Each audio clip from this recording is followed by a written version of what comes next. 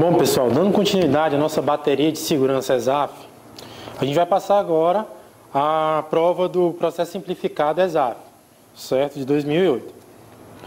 A primeira questão é a questão 53. Vamos lê-la aqui. Analise as seguintes afirmações relacionadas à análise e gerenciamento de riscos de um projeto, né? Isso daí, se a gente lê assim por alto, até pela numeração da questão, essa questão afeta a parte de gerenciamento de projeto, mas ela envolve análise de risco, que é uma questão fundamental na nossa política de segurança. Por isso que eu coloquei essa questão aqui na nossa bateria, ok? Então vamos analisar.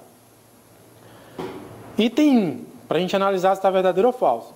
A análise quantitativa de riscos é o processo de analisar numericamente os efeitos dos riscos identificados nos objetivos gerais do projeto. O objetivo geral do projeto é na nossa política de segurança, né? Na nossa análise de segurança, vamos colocar assim.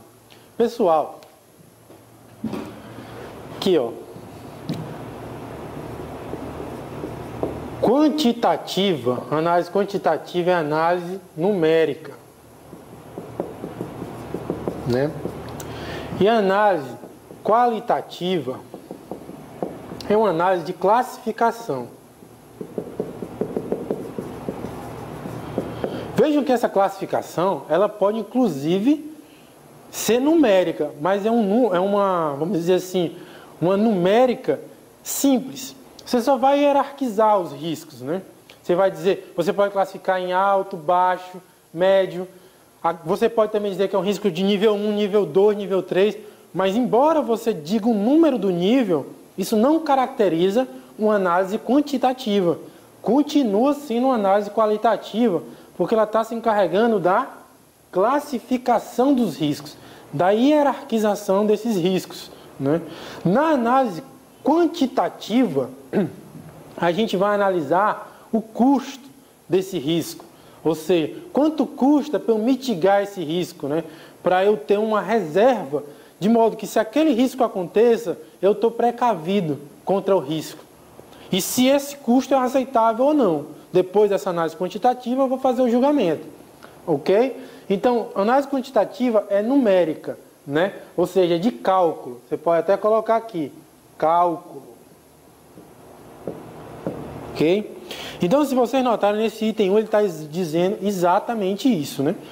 A análise quantitativa de riscos é o processo de analisar numericamente os efeitos dos riscos identificados nos objetivos gerais do projeto. Por que riscos identificados? Porque você não pode analisar um risco que você não conhece.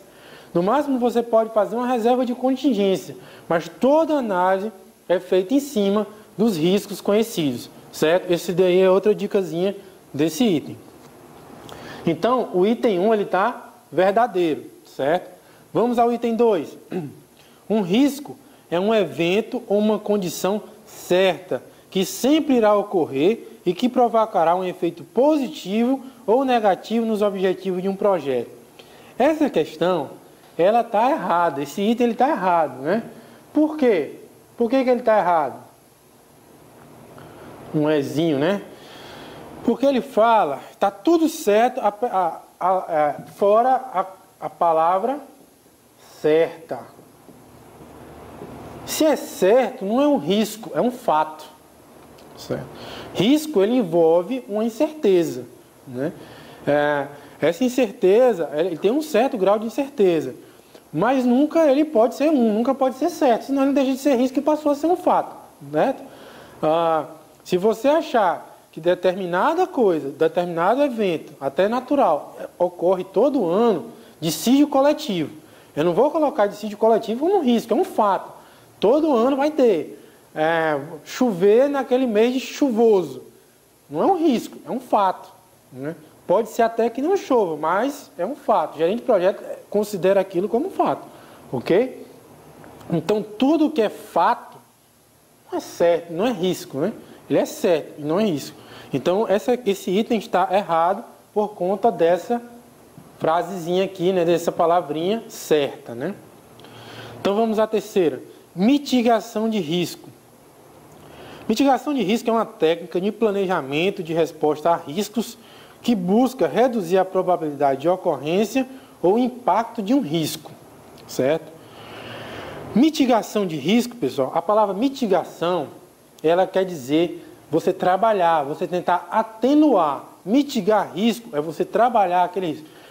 Quando você vai fazer uma análise de risco, você identifica os riscos, você classifica os riscos, aí, de acordo com a classificação, a priorização desses riscos, você vai começar a mitigá-los. Olha, esse aqui, ele tem alta probabilidade, baixo impacto, alta probabilidade, alto impacto. Então, eu vou atacar primeiro esses alta probabilidade e alto impacto. Como? Eu vou mitigar. Como? Reduzindo ou a probabilidade do risco acontecer ou a probabilidade do impacto, né? A minimizar o próprio impacto do risco se ele ocorrer. Ok? Então, essa definição aí está perfeita como definição de mitigação de risco. Portanto, esse item 3 aqui, ele está correto, né? Um V aí, certo? Vamos ao item 4. Considerando o ciclo de vida completo do projeto de um software, de desenvolvimento de um software, a análise qualitativa dos riscos do projeto ocorre ao longo da fase de manutenção corretiva. Pessoal, a manutenção corretiva está entrando até em choque com esse termo, projeto de desenvolvimento de um software. Se você já está em fase de manutenção corretiva, o desenvolvimento do software praticamente ele já encerrou, né? Pode ter até autores que consideram a manutenção corretiva parte do procedimento de desenvolvimento, mas eu particularmente não considero. O ciclo o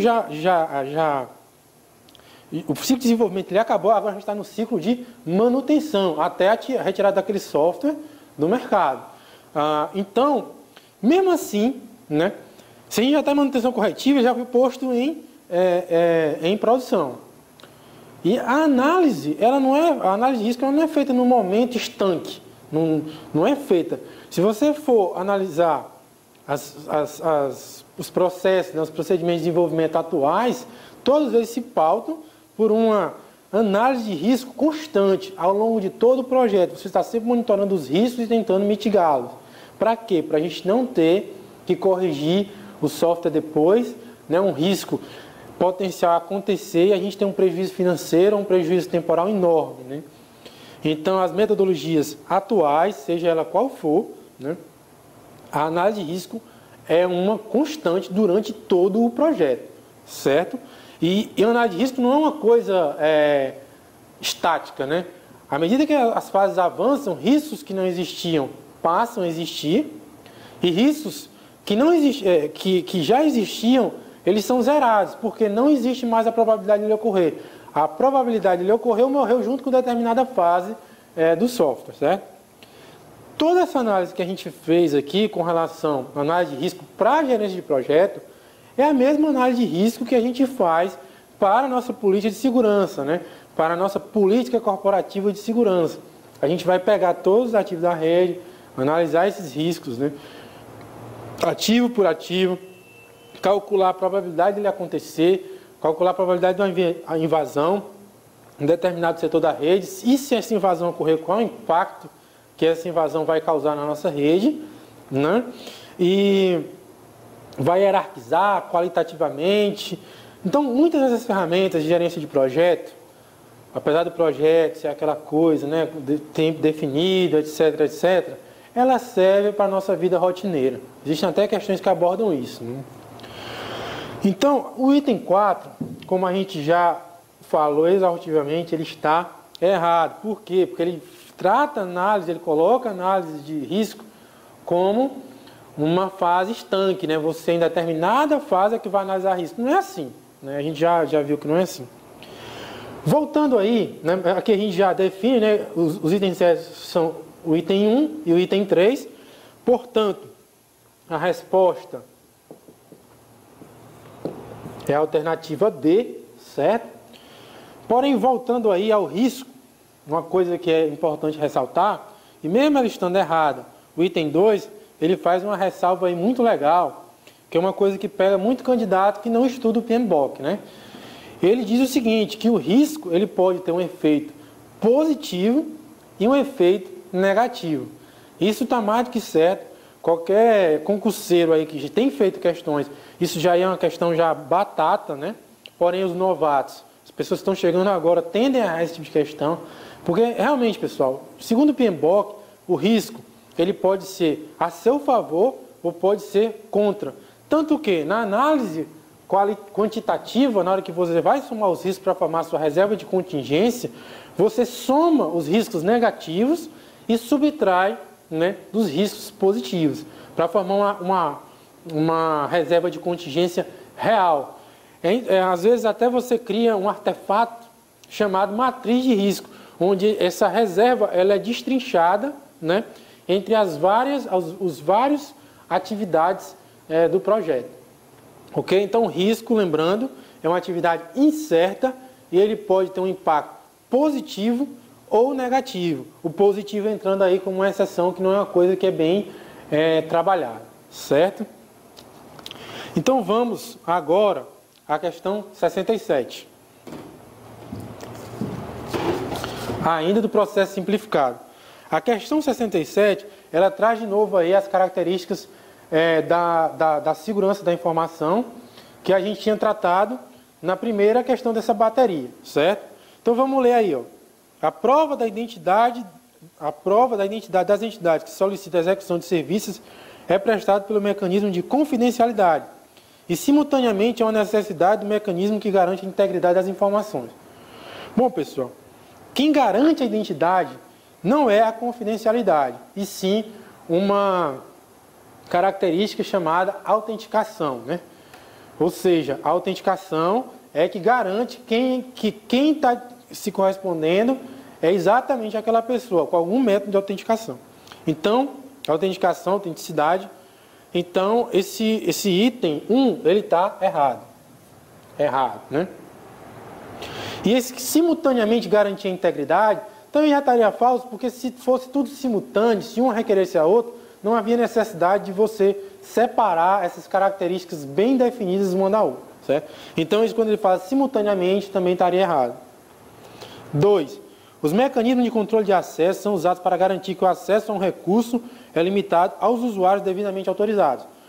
Certo. Então, aqui a gente tem a definição de controle de acesso, que alguns agrupam junto com a confidencialidade e outros não, né? Então, o controle de acesso também é uma das características aí da segurança da informação.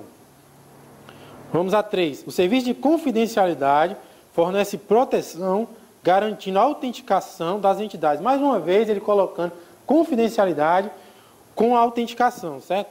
A gente viu que a autenticação ela tem uma denominação própria, né? Tem a autenticidade ou a autenticação. Então, nesse caso, a gente vai considerar errado, tá? Existe uma especificação mais direta, que seria a característica suplementar aí da autenticidade. E a 4, o mecanismo de controle de integridade deve atuar basicamente em 2 níveis: integridade de dados e integridade da conexão. O que é isso? Às vezes você pode deixar alguém saber que você está se comunicando com fulano, mas não quer saber o que você está comunicando. Nesse caso, você está preocupado com a integridade dos dados. Às vezes, você não quer nem que alguém saiba com quem você está se comunicando. Nesse caso, aí você garante a integridade da conexão, que é uma coisa mais complexa. O IPsec, um protocolo bastante conhecido e que cai muito em questões, ele tem dois modos de funcionamento. Exatamente um que protege apenas os dados, né? E o outro que protege a conexão.